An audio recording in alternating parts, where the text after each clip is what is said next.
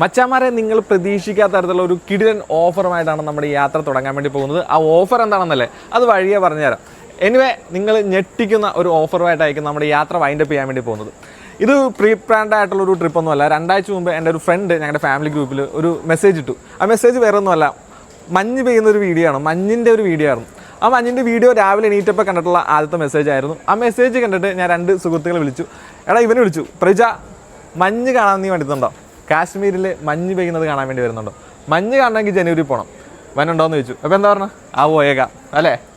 ആ ഒരൊറ്റ വാക്കിലാണ് നമ്മൾ പോകുന്നത്. വേറൊരു ഫ്രണ്ടിനെയും വിളിച്ചു, ആ ഫ്രണ്ട് ഓക്കെ പറഞ്ഞു. അപ്പോൾ ഞങ്ങൾ 3 പേരും കൂടിയാണ് ഇന്നത്തെ യാത്ര തുടങ്ങുന്നത്. കാശ്മീരിലെ മഞ്ഞ് മാത്രമല്ല, കുംഭമേള കാണാൻ വേണ്ടി പോകുന്നുണ്ട്, വാരണാസിയിൽ പോകുന്നുണ്ട്, ഡൽഹിയിൽ പോകുന്നുണ്ട്, ചിലപ്പോൾ ഗോവയിലും പോയേക്കാം.